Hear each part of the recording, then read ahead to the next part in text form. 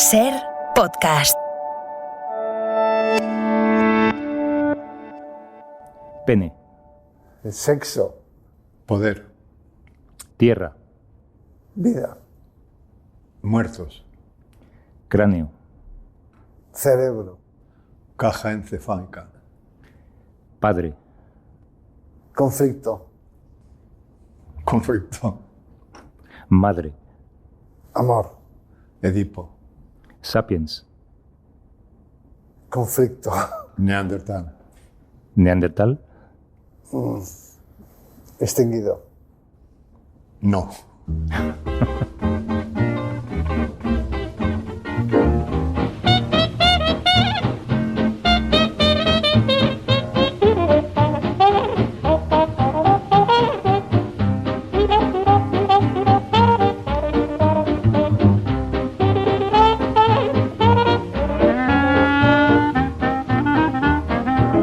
Conversaciones entre un sapiens y un neandertal.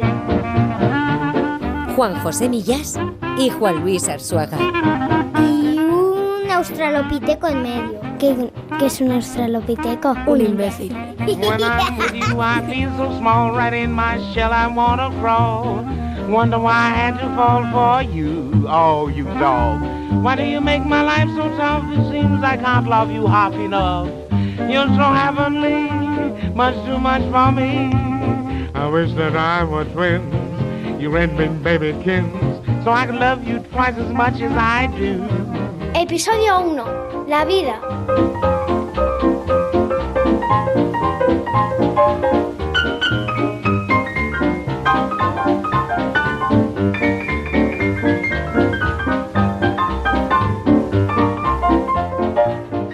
¿Cómo miramos más la vida ahora mismo? ¿Como sapiens o como neandertales? Bueno, es evidente que la miramos como sapiens. Yo creo que es una especie que ha sobrevivido, una especie... No se sabe de que haya ninguna otra especie de ser humano sobre la Tierra. Llegó a haber 7 especies, creo, de homínidos, más o menos, ¿no? Y todas se fueron extinguiendo. De la que tenemos más recuerdo, yo diría que mejor recuerdo, es de Neandertal, porque aunque la palabra esta está connotada peyorativamente, yo creo que desde hace tiempo ya se viene reivindicando a esta especie como una especie que era solidaria, que era ingenua, que era sentimental y que tenía pensamiento simbólico, que es lo que antiguamente, por eso se dice a alguien, eres un neandertal, pensando que no tiene capacidad de abstracción ninguna, ¿no? Pero yo creo que hace tiempo ya que ha quedado demostrado que el neandertal tenía pensamiento simbólico.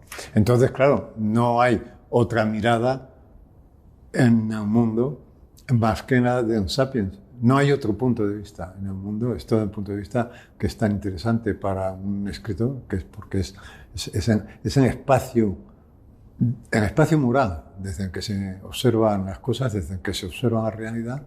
El único espacio moral desde el que se observa la realidad es desde el sapiens. No hay otra. Yo juego a ser neandertal, pero no siempre me sale. Bueno, es que lo del neandertal es diferente porque para un científico que en general, ¿no? Porque es una palabra que ha saltado del mundo de la ciencia y bueno, pues se ha extendido y se forma parte del vocabulario. Entonces se ha utilizado con connotaciones negativas para aludir a lo arcaico, superado y demás, pero como también se han usado otros términos que son puramente geológicos o cronológicos, ¿no? Hubo una época en la que se decía que esto era jurásico, por ejemplo, ¿no? Por eso que es un periodo. O sea, ni siquiera no es una especie, ni siquiera un ecosistema, es una época, ¿no? Entonces, para referirse al pasado. El término cromañón, que es lo que somos los sapiens, los contemporáneos sapiens de los neandertales, el nombre, digamos, popular es el de cromañón, que la oposición sería cromañones y neandertales. Ahí me gusta esta dualidad, ¿no? Cromañones y neandertales, pero el cromañón también se usaba como un epíteto insultante, ¿no? Eres un cromañón, tampoco eso no se suene muy bien. Algo tiene además las palabras que terminan en ñón en castellano, que les da como un valor así como de rústico o de exageración. Pero cromañón también se ha utilizado negativamente. Yo creo que en general se ha calificado como primitivo a todo lo que es diferente del occidental moderno, pero ya en el siglo XIX, en la época colonial, ¿no? Eran salvajes, en el peor sentido de la palabra, salvajes, todos. Luego podríamos analizar por qué eso tiene una carga negativa, lo del salvajismo, ¿no? Pero esta oposición entre lo civilizado, para empezar, y lo salvaje ha existido siempre. La palabra bárbaro, que utilizaban los griegos, los primeros que lo utilizan son los griegos. Los griegos llamaban bárbaros a todos los demás pueblos de la tierra. Es decir, todos los que no eran griegos eran bárbaros, para empezar. Y la palabra bárbaro hace alusión a que no sabían hablar bien. Es onomatopéyica, es que no expresaban bien, ¿no? Es decir, que para los griegos todos los demás ya directamente eran intelectualmente inferiores. Entonces aquí hay muchas cosas metidas en esta connotación, en este valor que se le da, en este color negativo que se le da a la palabra neandertal, y luego también en su recuperación, en su digamos, ennoblecimiento más reciente, ¿no? Que se conecta con todas las teorías sobre el buen salvaje y demás. O sea, que han existido, fíjate, en el siglo XVIII, en la época de la Ilustración, existían las dos miradas, ¿no? La de que todos los aborígenes, palabra también vale para todo el que no es europeo, todos los aborígenes eran primitivos intelectualmente y en todo, no solo tecnológicamente, decían unos, y otros, tipo Rousseau, por ejemplo, decían que al contrario, que eran el ser humano en su plenitud, el ser humano no corrompido, no pervertido. Así que siempre existió esta dualidad, ¿no? Con respecto a lo salvaje. También hoy en día con respecto a lo agrario. Eso se ha trasladado a la política incluso, y en la actualidad, ¿no? Entonces vuelve otra vez a haber este debate, ¿no? El campo vaciado, pero el campo presentado como el lugar, como un paraíso perdido. Entonces siempre estamos, y eso pues también, claro, eso también se relaciona con el término neandertal, pero siempre vivimos a caballo entre esos dos posturas, ¿no? Lo civilizado, lo griego, en resumidas cuentas, la polis, el arte, la escritura, la poesía, la filosofía, el debate político, el derecho, todo eso, lo que da la ciudad, el mundo de la ciudad, y por otra parte lo que no es urbano, que sería lo salvaje, pero también lo primitivo, lo no contaminado. Entonces, yo creo que la palabra cromañón y neandertal participan o sea, forman parte de este debate. Y en las conversaciones no es raro tampoco que se recurra a lo antiguo también. Decir, que estemos recordando algo y alguien diga, eso es del Pleistoceno, para referirnos, yo qué sé, a la transición, ¿no? Eso es del Pleistoceno, ¿no? Y es muy curioso que también con una carga peyorativa, ¿no? En fin, como es algo que ya no interesa. Y sin embargo, se percibe en los últimos años un interés por todas las cuestiones que tienen que ver con la prehistoria, porque yo creo que hay como un sentimiento general no expresado de que la prehistoria explica mejor que la historia el momento en el que estamos viviendo. O sea, este momento de transición brutal que estamos viviendo entre dos culturas que son tan diferentes, se explican mejor desde la prehistoria que desde la historia. Esto es quizá porque estamos viviendo un acontecimiento que seguramente dentro de siglos, si es que la civilización perdura, figurará como tan importante como el descubrimiento de la rueda o del fuego, que es la llegada de Internet. Yo estoy seguro, yo siempre, suelo decir que para encontrar un cambio de paradigma semejante al que estamos viviendo, habría que ir a la prehistoria y concretamente a la invención del fuego o a la invención de la agricultura. ¿A ti te lo parece, Juan Luis? Bueno, ya es muy curioso, pero lo había predicho un paleontólogo y místico y muchas cosas también, que tuvo mucha influencia en España y que se llamaba Pierre de Chardin, que era un jesuita francés, pero también un paleontólogo muy brillante, y que intentó hacer un relato, construir un relato en el que, bueno, un relato que tuviese también un componente trascendente, no religioso exactamente, pero que le diera un sentido a la evolución y a la vida humana. Entonces, era un relato. Se suele decir que es un relato sobre el pasado, sobre la evolución humana, y yo creo que es un relato sobre el futuro, este tipo de historias que contaba Teilhard de Chardin en sus libros, porque yo creo que él tenía puesta la vista en el futuro y utilizaba el pasado como una justificación o como una explicación para darle sentido, ¿no? Y entonces en el futuro él preveía una convergencia de todas las mentes, esa es una vieja utopía, ¿no? Y para la construcción de una especie de superorganismo que sería la humanidad. La informática, ¿no? Y entonces él decía, pero eso es una cosa que tiene una imagen visual, hay una imagen visual que es la foto del planeta Tierra de noche, donde se ven todos los puntos de luz, que hacen ver que de día no se ve que hay vida humana, a lo que se digan, desde el espacio no se ve ningún monumento.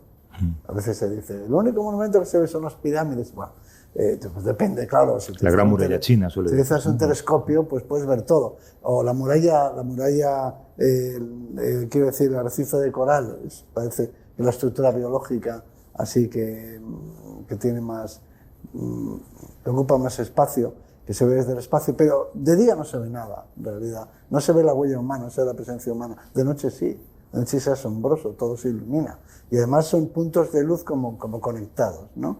Unos con otros. Esa sería la imagen visual de otra cosa que sucede, aunque no se pueda ver, que es la interconexión entre las mentes, en realidad, porque lo importante de Internet es que conecta mentes. De hecho, lo llamó noosfera, que es un término que luego ha tenido en España otras derivaciones, pero cuando crea el concepto de noosfera, Teilhard de Chardin, se acaba de crear un científico ruso, acaba de crear otro concepto que es el de biosfera, la esfera viva y conectada, es decir, el conjunto de organismos interconectados. Pero la biosfera es un término tan moderno. Sí, de los años 20. ¿Ah, sí? Sí, no tenía ni idea. Es de Vernadsky, es el que crea esta idea.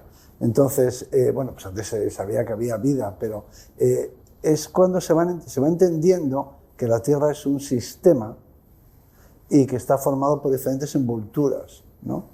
Y que las envolturas están comunicadas entre sí. Que ese me parece a mí un descubrimiento del siglo XX. Pero si Internet es tan importante en la historia del ser humano, o sea, intelectualmente sí podemos saber cómo nos va a cambiar como sociedad, ¿no? Nuestra manera de ser, de relacionarnos, pero evolutivamente, ¿tú crees que va a cambiar en algo? Bueno, es que esa es la utopía, o sea, no a nivel genético del individuo, pero es que la gran utopía es que es el último nivel de complejidad. Tú vas viendo en la escala biológica diferentes niveles de complejidad. Tienes las bacterias, ¿no? Que serían el nivel más bajo de complejidad, que es una complejidad asombrosa, por otro lado, hasta el punto que no somos capaces de producirlas. Tampoco despreciamos a las bacterias porque el ser humano no es capaz de producir vida en el laboratorio. Somos capaces de crear una célula viva. O sea que cuando hablo de simplicidad... Con respeto. Sí. Con mucho respeto, porque es muy superior a lo que somos capaces de hacer los seres humanos. Pero luego aparecen unas células complejas, que son las células que tienen núcleo, que es otro nivel de complejidad. De hecho, es una simbiosis entre varias bacterias que forman una célula, ese es su origen. Las células de nuestro cuerpo, que son células complejas, están formadas por la asociación de diferentes bacterias, o sea, son un conjunto ya son un sistema. Nuestras células son un sistema. Bueno, pues luego aparecen los animales más adelante, los organismos pluricelulares y las plantas, pero centrándonos en los animales, que es un conjunto de células que forman un único sistema. No simplemente están agrupadas, sino que interaccionan y se diferencian en tejidos, órganos. Entonces todavía va aumentando la complejidad. Luego finalmente, esta es la historia que contaba Teilhard de Chardin. Luego finalmente aparece el sistema nervioso central, que quizá podamos hablar aquí de él, el neocórtex, la neocorteza, lo que nos hace individuos, y aparecen algunas especies. Y luego hay una serie de especies en el mundo de los invertebrados, los insectos sociales, en el mundo de los vertebrados, los mamíferos sociales, que dan un paso más. Y entonces llegan a un nivel de complejidad superior, que es el grupo. El grupo entendido como un sistema que incluye diferentes individuos. Pero te estás alejando de la pregunta. No, voy a ello, precisamente, que la humanidad es un supergrupo. Es decir, el gran cambio sí que se podría intuir, es que somos células de un superorganismo, que es la especie. Ese sí que es un cambio. Es decir, nosotros nos vemos como individuos, es como si una célula del cuerpo humano se viera como un individuo y dijera, bueno, yo soy yo en mis circunstancias, ¿no? Pero ya éramos un grupo, ahora somos un grupo mejor interconectados. Bueno, pero claro, es que la diferencia es enorme. Es que hemos ido dando esos pasos. Primero éramos un grupo pequeño, un grupo familiar, no hace tanto tiempo, en los albores de la evolución humana, un grupo minúsculo, un grupo consanguíneo, el grupo de los parientes, la familia extendida luego, un poco más, luego aparecen los grupos que tienen, los grupos simbólicos, las etnias, la etnicidad, es un fenómeno asombroso. Aparecen individuos que se consideran parte de un grupo y que es un grupo que no es biológico, que es una identidad cultural. Entonces, no estás hablando de nacionalismos ahora mismo, ¿no? De etnias, en un primer momento etnias, luego civilizaciones, entonces va aumentando el tamaño del grupo. Entonces ya el ser humano, que era el protagonista, el individuo, empieza a ser, bueno, una célula. Lo tienes en la película del Tercer Hombre ahí, cuando dice Orson Welles, son como hormigas, somos un hormiguero, ¿no? Se van estableciendo, hay un debate aquí sobre eso. Por ejemplo, Aldous Huxley es el que lo desarrolla, de que el individuo no cuenta, lo que cuenta es y luego, pero eso todavía con medios de comunicación muy pobres. Existen algunos medios de comunicación de masas, pero todavía con muy poco desarrollo, la posibilidad de moverse todavía es pequeña. Entonces ya llegamos a un momento en el que la comunicación es instantánea y es un momento que había predicho ya Teilhard de Chardin, que es el de la formación de una esfera, que sería como la inteligencia, ya los más místicos dicen que es como el cerebro del planeta, como la inteligencia. Como si sumáramos todos los cerebros. Lo que intentaba decir, ¿no? Vale. Si el planeta es un sistema. Pero vete a lo práctico, ¿cómo nos puede cambiar? Como, vamos a ver, a nivel individual. O sea, la rueda cambió por completo la manera de movernos, de relacionarnos. Bueno, el fuego, obviamente, la manera de alimentarnos. Bueno, es que ninguno de nosotros puede sobrevivir por sí mismo. O sea, ningún ser humano actual podría sobrevivir solo. Eso es lo que le pasa a tus células. Ninguna célula puede sobrevivir. No vale para la respuesta de cómo nos puede cambiar, en fin, el cambio de paradigma en el que nos hayamos inmersos, es que no lo sabemos. Porque ya nos ha pasado. Bueno, que ya hemos cambiado y no lo sabemos. Bueno, se ha cambiado en parte, pero no puede cambiar más. Pero lo que digo es que no lo sabemos porque el cambio es exponencial, no es lineal. Es decir, que tú en un cambio lineal puedes medir las consecuencias. Tú puedes decir en la revolución industrial que el cambio era lineal, tú puedes decir, esta máquina sustituye a 4 obreros. Vale. Pero aquí todo se dispara. Aquí en el mundo de la informática, en el mundo digital, las cosas se disparan de repente y no sabe, o sea, por eso no tenemos ni idea. Por supuesto, hay esto que dice Arsaga que es muy importante, que no tenemos conciencia de que ya nos ha cambiado. Siempre hablamos de lo que nos va a cambiar. Sí. Esto es increíble, porque el cambio ya está. Ahora, lo que queda por cambiarnos es que no tenemos ni idea cómo. Cuando empezaron a producir el fuego, no tenían ni idea del cambio que iba a producir eso, o como cuando se empezó a cultivar la tierra y a criar el ganado, no se tenía ni idea de a dónde iba a llegar eso, porque eso sí son cambios exponenciales. ¿No? Es que la diferencia entre cambio exponencial y lineal es fundamental para entender esto, ¿no? Un ejemplo que creo que lo explica muy bien es el de una cuartilla, que dicen que si la doblas sobre sí misma varias veces, si llegara un momento en que no tuvieras dificultades para seguir doblando, vamos a dificultades de orden mecánico, ¿no? Un folio normal. Tú imagínate que lo puedes doblar sobre sí mismo tantas veces como quieras. Enseguida alcanzaría la altura de la Torre Eiffel. O el cambio exponencial es el clásico de ¿qué quiere usted por haber inventado el ajedrez? Un grano de trigo por el primer cuadrado, 2 por el segundo, 4, es decir, la progresión geométrica, y resulta que no había granos de trigo en ese reino para pagar eso. No sabemos dónde nos va a llevar.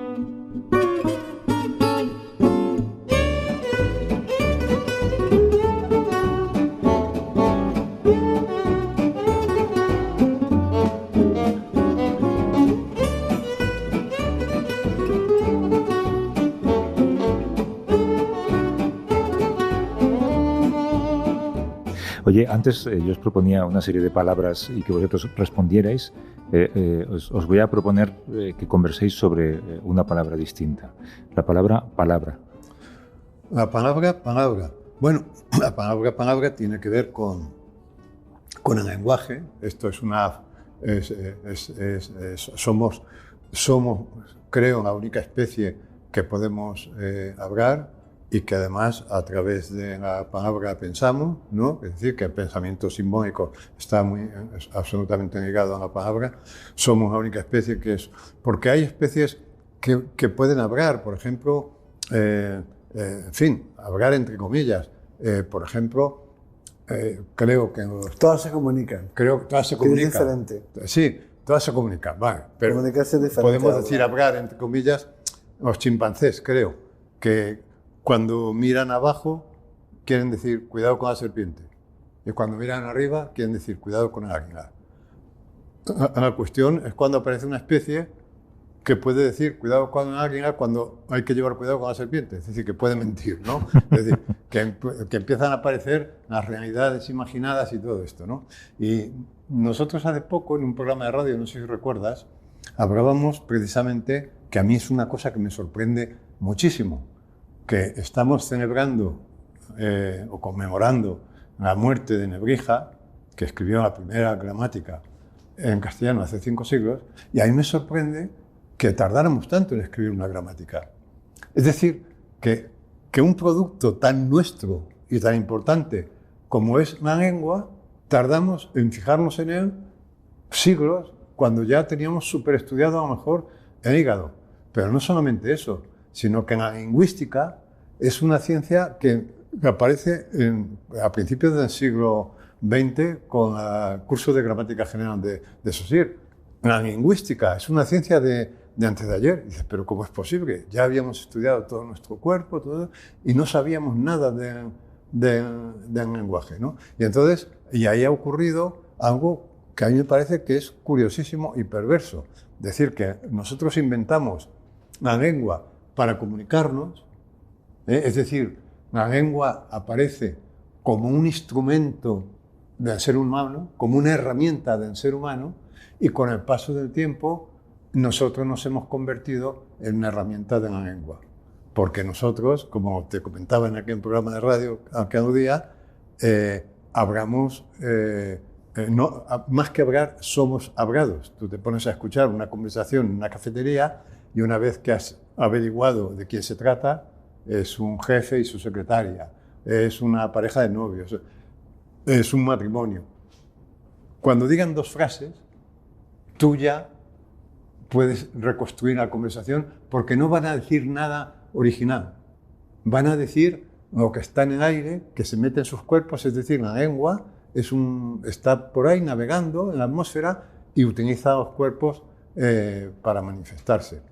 Por eso yo te decía también que justamente la obligación del escritor es romper esos circuitos impresos por los que se mueve la lengua para intentar decir algo que se salga de la corriente. Y por eso también no hay nada peor en una novela que un diálogo que reproduzca un diálogo de la vida real. Los diálogos de la vida real son una basura. Es como cuando en el cine sabes lo que va a decir el actor, ¿no? Exacto, ¿no? Yo propongo cuando doy clases de escritura, digo, hombre, en la vida real sería posible un diálogo como el de Johnny Guitar. Claro, ¿qué deseas oír? Miénteme.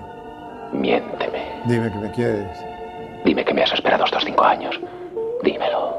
Te quiero. Todos estos años te he esperado. Dime que no habrías podido sobrevivir todos los años. No habría podido. No, en la vida real no se da. Nos gusta precisamente porque ese diálogo en la vida real sería imposible. Ahora bien, la obligación del escritor es que ese diálogo parezca posible. Es decir, lo decía Juan Rulfo, lo explicaba en una entrevista hace muchos años que hizo Soler Serrano, se llamaba. Joaquín Soler Serrano. Que era buenísimo. Decía Joaquín, usted da la impresión de que se ha paseado por todo México con un magnetofón recogiendo el habla de la gente, porque es que en sus cuentos la gente habla como la gente de la vida real. Y Rulfo decía, no, mire usted, si la gente hablara en mis cuentos con la gente de la vida real, mis cuentos no tendrían ningún interés, porque la gente no dice nada interesante. Yo tengo que hacer diálogos que no tengan nada que ver con la vida real, pero que sin embargo puedan parecer verosímiles, ¿no? Es decir, que nosotros ahora en la vida cotidiana, nosotros somos un instrumento de lenguaje. Tú te peleas con tu mujer y si eres un poco consciente, a los 4 minutos de estar discutiendo con ella, estás diciendo, Dios mío, yo no soy yo, es el lenguaje diciendo, obligándome a decir esta frase, yo no soy así, ¿no? Yo no puedo decir esto, ¿no? Bueno, en realidad es muy interesante la lingüística y la gramática, lo que decíamos antes, porque lo primero es preguntarse para qué queremos una gramática, ¿no? Que era lo que se preguntaban los quintopedros de Nebrija, y los anteriores por eso no lo hicieron, pues, ¿qué necesidad? La gente ya habla, ¿para qué queremos una gramática, no? Lo genial de la lingüística es que utiliza un método, que es el método científico, que es el que usamos los científicos para analizar cualquier fenómeno natural, solo que las palabras no son materiales, pero utilizamos el mismo sistema de investigación cuando estamos estudiando los volcanes, ¿no? Lo primero de lo que se parte, lo que busca el científico, para empezar, son patrones. Tiene que haber patrones. O sea, uno ve volcanes y no hay 2 volcanes iguales. Tú te vas a Tenerife y hay muchos volcanes y todos son diferentes. Entonces hay un primer momento que entre la realidad del mundo lo que ves es la diversidad. Pero sí, entonces no hay ciencia. Puede haber descripción individual de cada árbol, de cada piedra, de cada lago.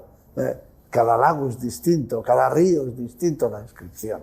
Pero luego, en una fase posterior, cuando entra la ciencia, el método científico, se descubre que todos los ríos son diferentes, pero todos los ríos se pueden agrupar en 4 o 5 tipos. Que todos los volcanes, no hay 2 volcanes iguales, ni siquiera el mismo volcán en 2 erupciones sucesivas, pero que todos los volcanes responden a 4 o 5 tipologías. De manera que en el mundo hay patrones, hay orden, hay estructura, hay algo que se puede estudiar, ¿no? Parece que todo es distinto, pero luego no. Luego resulta que todas las plantas, pues se pueden clasificar, empezamos a clasificar, ¿no? Entonces, eso es lo que da como resultado la ciencia. Y básicamente eso ocurre en el siglo XIX. Una vez que tienes los patrones, la siguiente pregunta es buscar la explicación, ¿no? Si sale 4 o 5 tipos de volcanes, ¿a qué? Porque son distintos, ¿no? ¿Cuáles son las causas de esas diferencias? Bueno, pues con el lenguaje pasa lo mismo. Tú dices, el lenguaje es una cosa que se produce, en principio, pues no de gran importancia, todos los pueblos de la Tierra hablan, cada uno su lengua, ¿y qué? Entonces empiezas a estudiar y dices, cuidado, es que hay patrones. Es que cuando hablamos, pues hay un sujeto, hay un verbo, hay un predicado, ¡oh, sorpresa!, ¿no? Empezamos a descubrir que en el lenguaje hay patrones, o sea, que no se puede hablar de cualquier manera. Igual que no puedes caminar de cualquier manera. Hay un esqueleto, hay unas rigideces, no te puedes salir de determinadas reglas, ¿no? Entonces, cuando empiezas a estudiar un lenguaje, y eso es lo que empezó a hacer Nebrija, y luego después, pues que hay un vocabulario, hay un complemento directo, hay un complemento indirecto, y dices, caray, ¿qué pasa con el lenguaje? Tiene una estructura, el lenguaje está estructurado. Entonces, el siguiente paso es, ahora vamos a comparar los idiomas. Y dices, pues resulta que todos estos tienen la misma estructura, a ver si van a ser todos parientes. Y luego dices, si son todos parientes, pues ¿no será que descienden todos de un lenguaje común antiguo y que se han ido separando y diferenciando? Entonces acabas haciendo evolución de las lenguas, ¿no? Pero es necesario preguntarse por el patrón para poder abordar cualquier cuestión, ¿no?, que nos interese. Entonces hay que buscar leyes, ¿no?, hay que buscar explicaciones. Para eso hay que sistematizar. Entonces las lenguas se hablaban, y sin más. La gente hablaba y ya está. Hablaba como habían enseñado sus padres. Pero llegan mentes racionales, Nebrija y los que vienen después, y luego al 19, aplicando el método científico, dicen, no, un momento, todo el mundo habla, pero todos los lenguajes tienen muchas cosas en común. Esto se puede estudiar, se puede conocer, se puede entender. Es curioso cómo ante una sola palabra, que es esa, la palabra, tú has vuelto a la explicación grupal evolutiva, mientras Juanjo va siempre al significado, Bueno, claro. a la expresión. ¿Vuestros cerebros funcionan distintos siendo tú un científico, siendo tú un escritor? Completamente. Es el mismo cerebro. Sí, es el mismo cerebro, pero bueno, no sé si hay un componente genético en esto. Bueno, es esto que la genética hay que entenderla como sesgos, ¿no?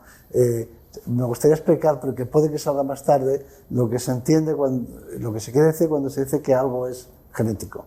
Bueno, pues algo genético se entiende que tú, por lo que sea, se te da bien algo, hay una base biológica, y se te da muy bien jugar al baloncesto o bailar, da igual.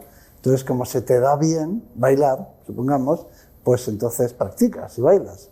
Entonces, como bailas, pues se te da todavía mejor. Claro. Y entonces al final acabas siendo un bailarín, ¿no? Entonces la gente dice, bueno, es que se le da muy bien bailar. Bueno, no, es un circuito de retroalimentación.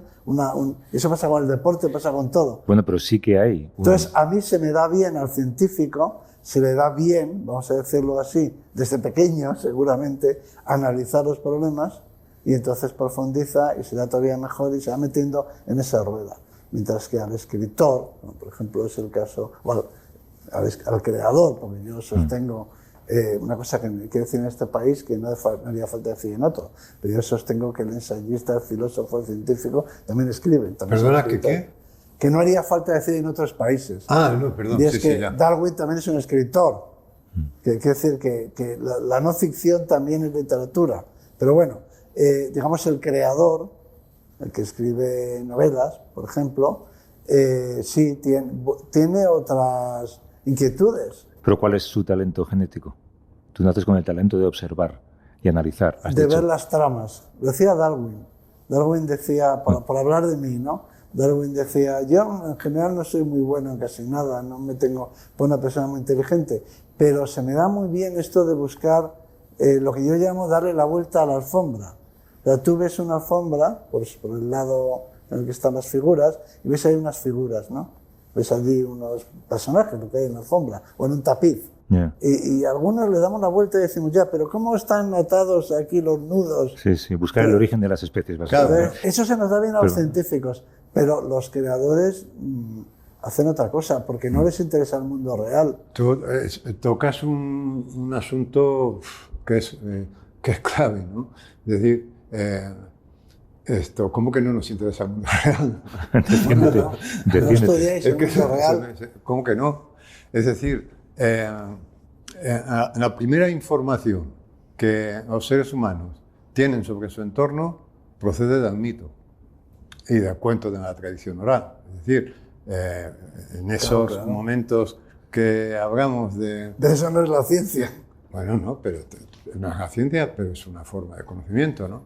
Entonces, bueno... De explicación, es una explicación. Dice, bueno. No, es una forma de explicación. Bueno, vale, una forma de explicación, pero que es muy importante, pero porque no es precientífica.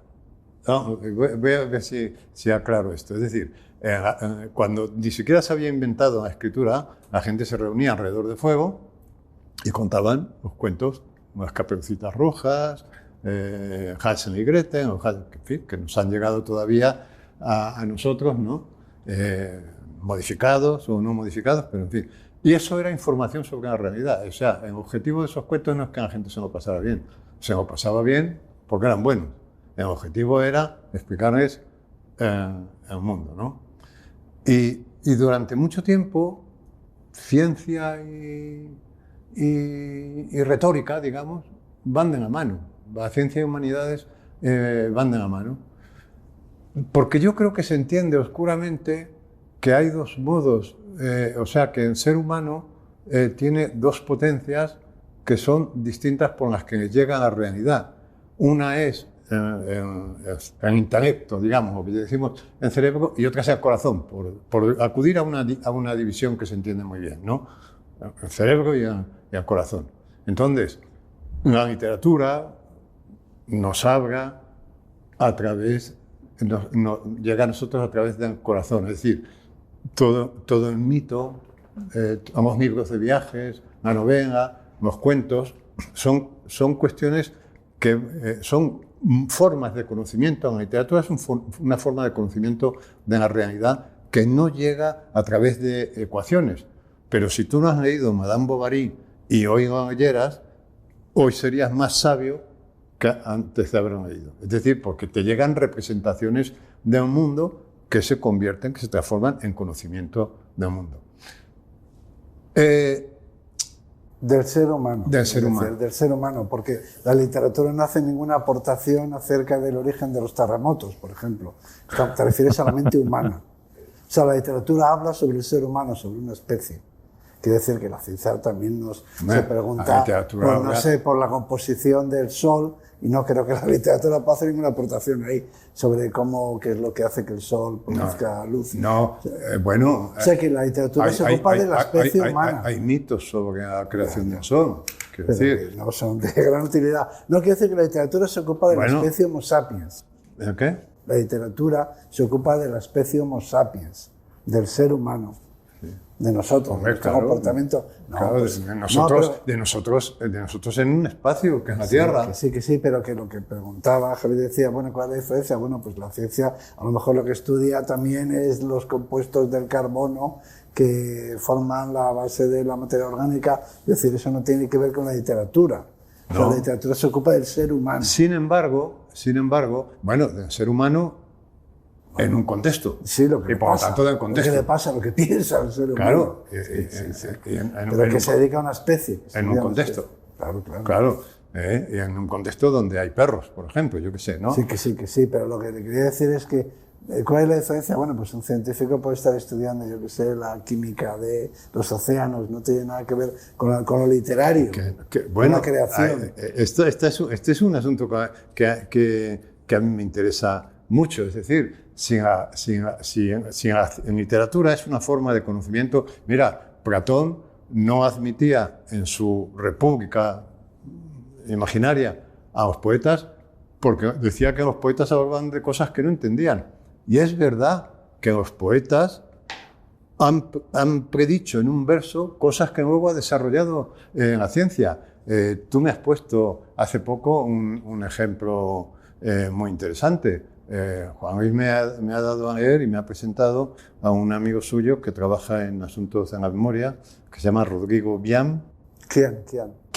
Rodrigo Quián, que ha escrito un libro que es interesante, se llama Borges sin la memoria, y ha trabajado sobre un cuento de Borges que es Funes el memorioso. Quiero decir que hay... Sí, pero ese es un ser humano, ¿no? Lo único, si yo no digo que la literatura no se haga preguntas sobre la naturaleza, el alma, como le quieras llamar, humano, pero no, lo que intentaba para nuestros oyentes acotar que la literatura no tiene nada que aportar acerca, pues, de la composición del basalto, por ejemplo, y la formación de las lavas en los volcanes. Bueno, si defiendes a ese, que se grado de comprensión... Que se ocupa de la especie humana y del pensamiento humano. Bien. O sea, eso es el objeto no de la literatura, cuidado, de la ficción. Porque una vez más volvemos a caer en el mismo error de siempre.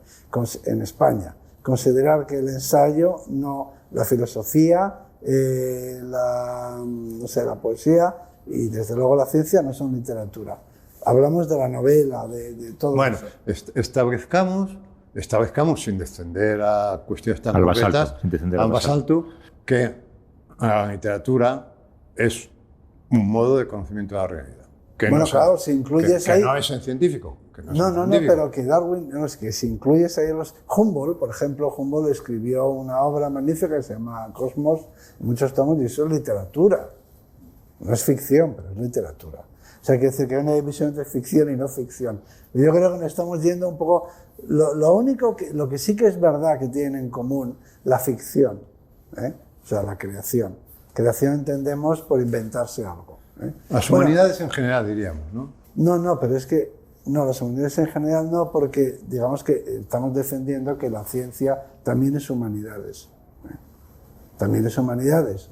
Exactamente igual. Sí, pero no se admite eso normalmente. Bueno, ya, pero nosotros sí. Nosotros pensamos que la ciencia es... Que el diario de el Beagle, del viaje alrededor del mundo de Darwin, pues es literatura, es humanidades, por supuesto. Bueno, ahí quería llegar yo. Sí, o El azar y la necesidad de Jacques Monod y tantos libros que han tenido tanta influencia. No, eso. Lo que pasa es que tratan de temáticas, vamos a decirlo así, que no son las del comportamiento humano, el pensamiento humano o lo que sea.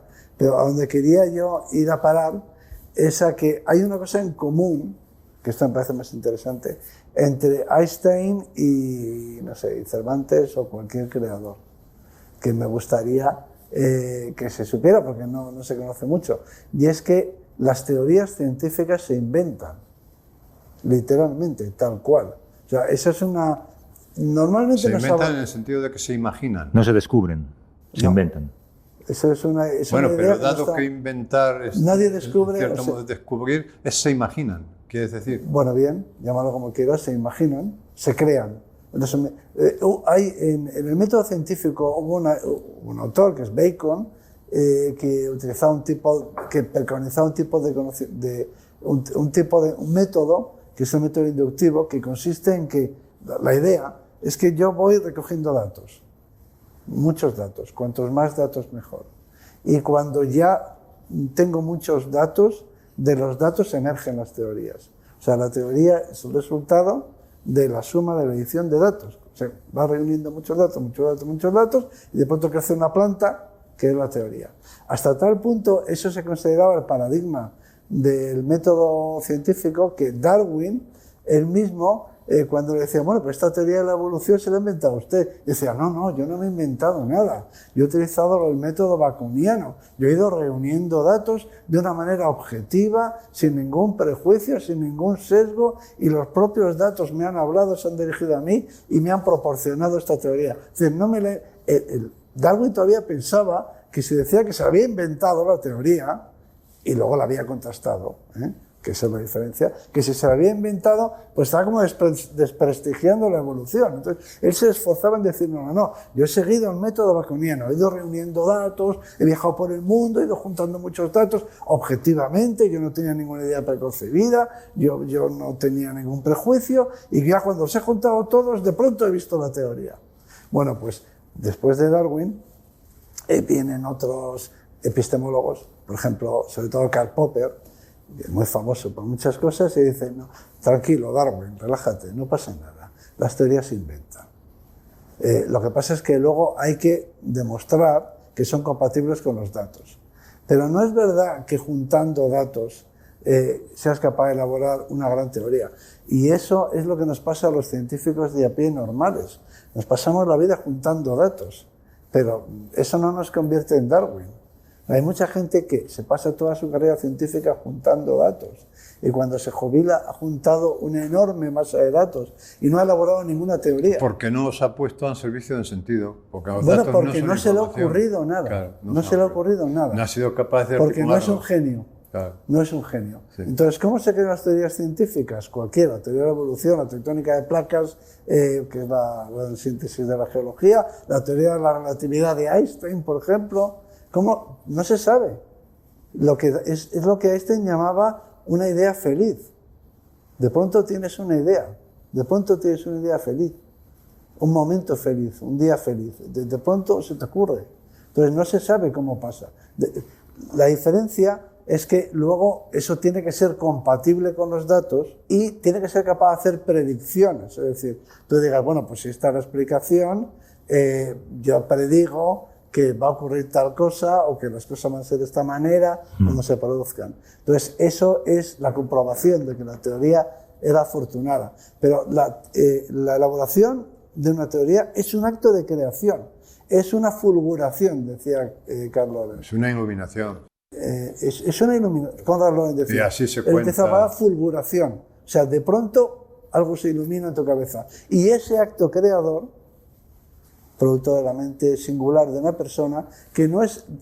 Einstein no tenía más datos que los demás físicos de su época. Seguramente tenía menos datos que el resto de los físicos de su época.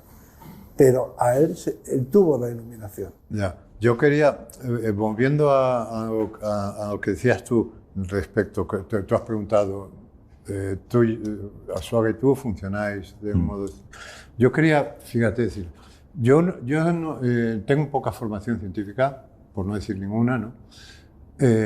Y es una de las cosas que más lamento en mi vida, porque cuando yo tuve que tomar decisiones respecto a esto, digamos, en mi grupo de influencia estaban muy valoradas las humanidades, y no diría que hubiera un desprecio por lo científico, no diría que hubiera un desprecio, pero sí un cierto desdén, ¿no?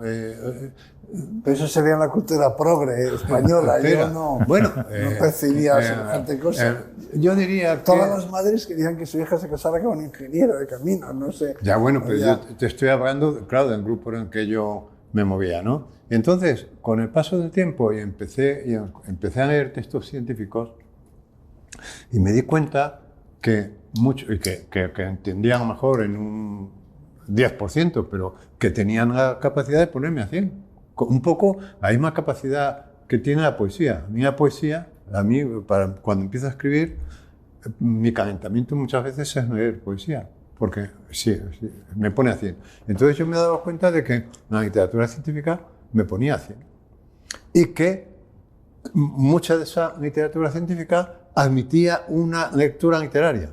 Es decir, yo podía no entender qué es un agujero negro en toda su magnitud, pero yo sabía que donde hablaban de agujeros negros estaban hablando de mí, porque yo soy un agujero negro, ¿no? O yo no entendía, a mí me fascinaba la nomenclatura que utilizaban. El principio de incertidumbre. Recuerdo el desmontamiento que tuve cuando leí un enunciado de un tal Heisenberg, de año 27 creo, que se llama El principio de incertidumbre. Y digo, pero coño, si esto es el título de una novela, El principio de incertidumbre. Y luego leo y entiendo, más o menos, y dicho de un modo muy grosero, que lo que dice ese principio es que la mirada del observador modifica el comportamiento del observado. Digo, ostras, esto es brutal. La mirada del observador modifica el comportamiento del observado. Y además lo llevo a mi territorio y empiezo a pensar en el punto de vista, en la mirada, en desde dónde yo miro. ¿Verdad? Y entonces, claro, voy cayendo, voy viendo la asociación entre literatura y ciencia. Voy viendo, por ejemplo, que en todos los libros de física miras el índice onomástico y en alguna parte aparece Lewis Carroll y aparece Alicia en el País de las Maravillas. Digo, caramba, aquí hay algo, aquí hay y entonces ahí es donde yo me empiezo a preocupar un poco, claro, ya sin tener tiempo, porque ya no tengo tiempo para ponerme al día, para darme una formación científica como Dios manda, ¿no? Pero tengo la suerte de que me puedo acercar a gente como Arzuaga, ¿no? Y entonces ahí empieza esa colaboración desde dos miradas al mundo distintas, pero que se complementan, que no son incompatibles, ¿no?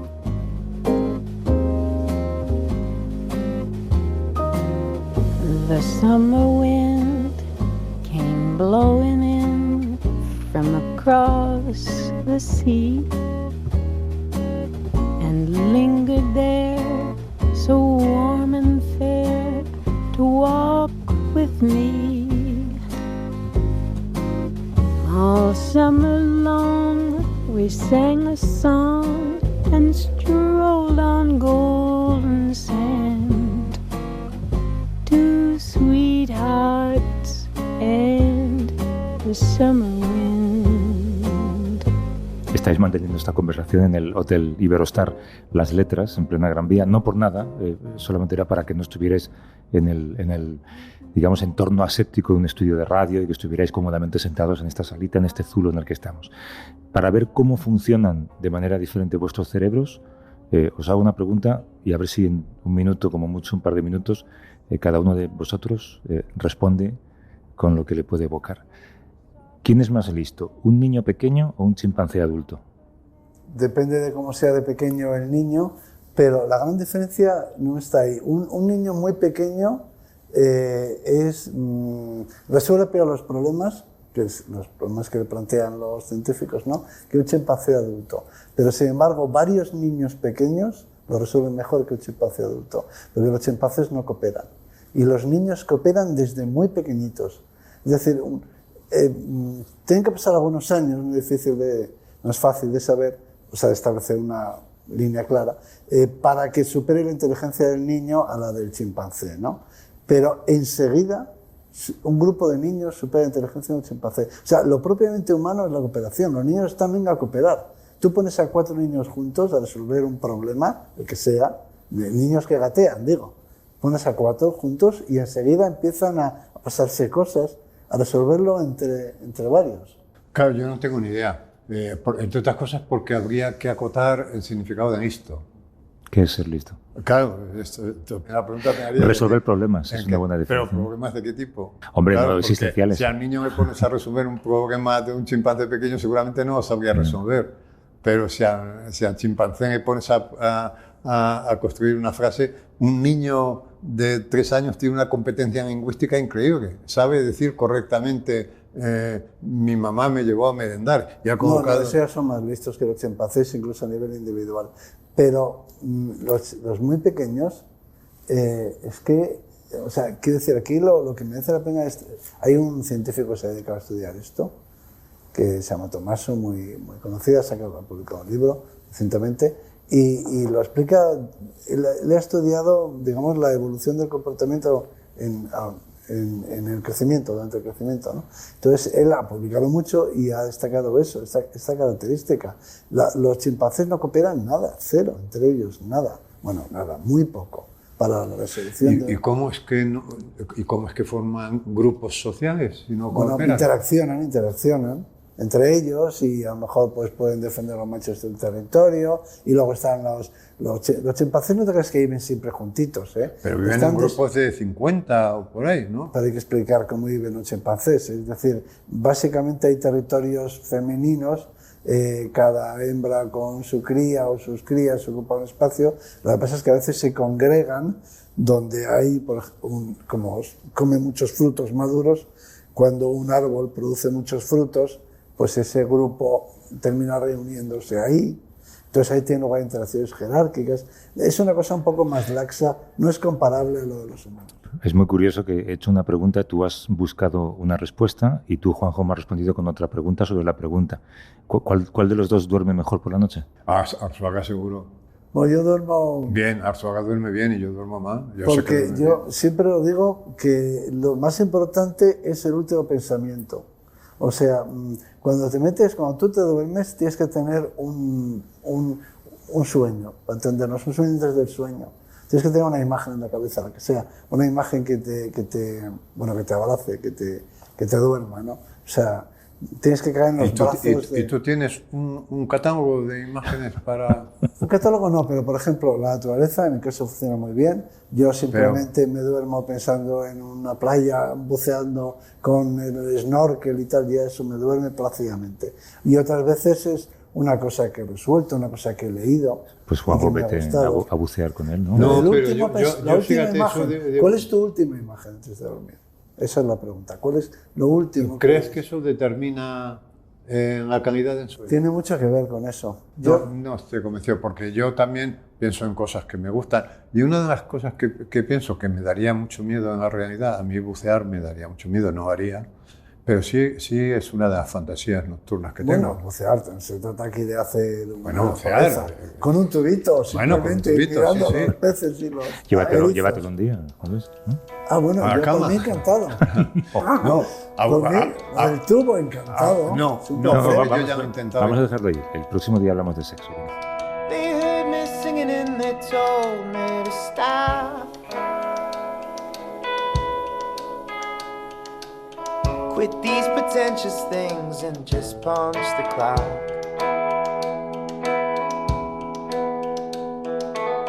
These days my life I feel it has no purpose.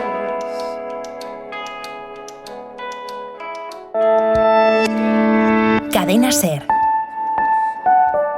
La radio.